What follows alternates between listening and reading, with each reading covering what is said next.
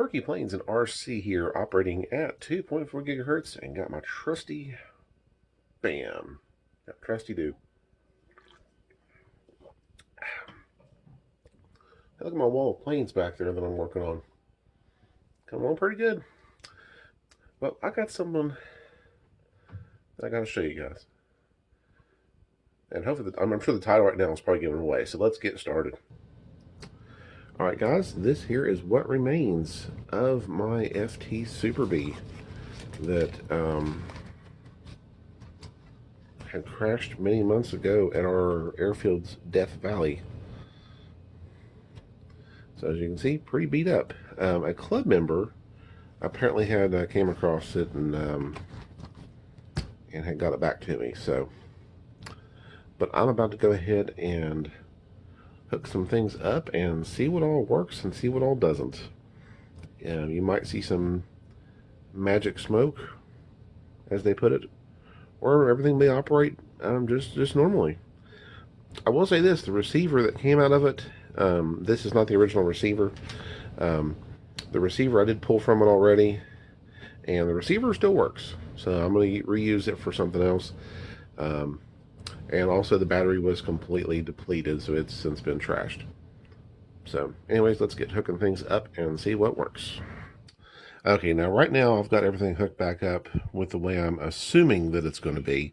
Unfortunately, I wasn't, due to the small amount of real estate that I have here to put everything in, I didn't get a chance to really get fancy with the labels and know what's what. Most everything I'm pretty sure I know what it is, with the exception of the throttles, because this was, a differential thrust setup. So it's possible when I plug this up that I may have the motors hooked up in reverse, and it may not fully initialize just yet. So it's possible I may have to disconnect those and switch them. So, but I know the elevator's in the right place, and I'm pretty sure ailerons are in the right place. So we'll hook it up and let's see what happens.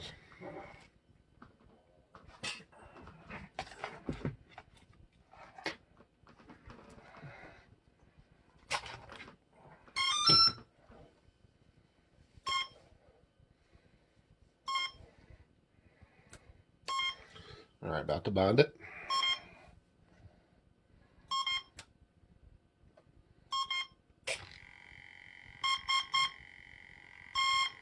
Okay, I may have got lucky there. Okay, so let's give her a try.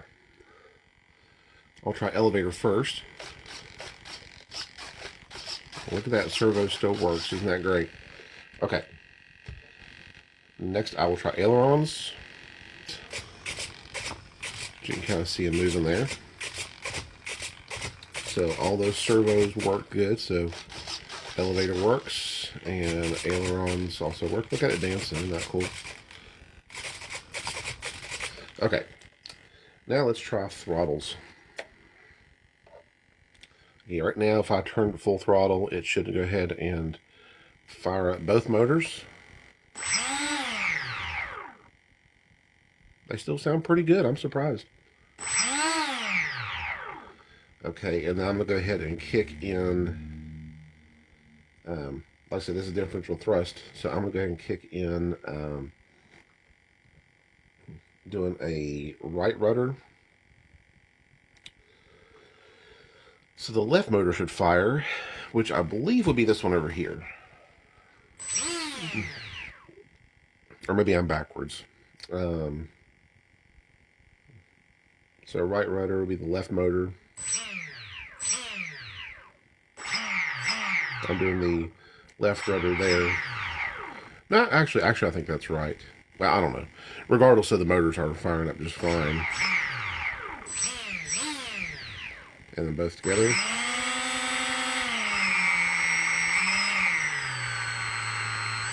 And here I'll have them both fired, and then I'll do some right rudder. You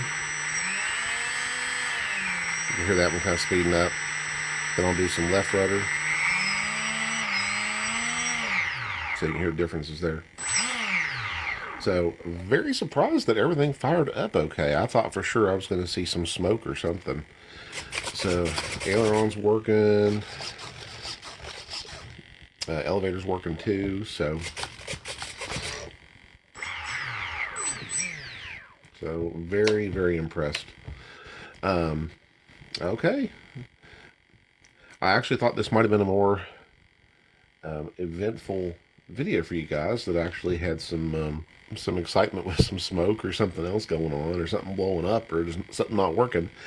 But even after sitting in the elements, this thing went through, I'm sure, heat, cold, rain, snow, everything. Went through all that and still came out working perfectly fine, aside from the airframe just being all tore up. So I'm thinking maybe it landed with the actual top of the wing. This is actually the bottom you're seeing here, but maybe the top of the wing was facing up and it protected a lot of the electronics inside or something. So, like I said, very surprised. Everything is working. I'm thinking for right now, I'm going to probably retire the Super B since it was kind of probably out of my league at the time that I attempted it. However, if you guys want me to go ahead and try tackling this thing again, I will be more than happy to.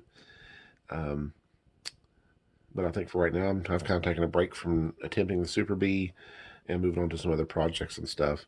I think I will go ahead and take the electronics out of this and reuse them and repurpose them for other stuff. If you guys do want me to tackle the Super B, like I said, just let me know. And I'll probably rebuild a new one or get a speed build kit and try it again. I'm pretty well decided, though, if I do attempt the Super B again, I will probably do a 3-cell versus the 4-cell. I know the 4-cell will give you the extra speed, but I think for getting used to the plane, which is something I really wasn't, I don't think I was really fully used to it yet, that I think 3-cell would be a better start than a 4-cell. So, with that in mind, like I said, very, very impressed. Everything's still working. So with that in mind, I'm going to go ahead and trash this puppy, aside from electronics, and kind of go on to other things.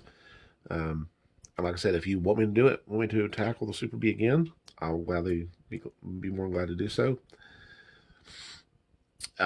My 2 cents on the Super B, I think that it's a excellent flying airplane. I just think it was a little too zippy for what I was used to at the time. So, and I may revisit it later on my own just to sort of see what it's capable of. But for right now, like I said, I'm kind of moving on and trying some other stuff first. Like I said, maybe I'll come back to this. All right. Well, that is all for me. I do want to thank you guys for watching, and we will see you in the next video.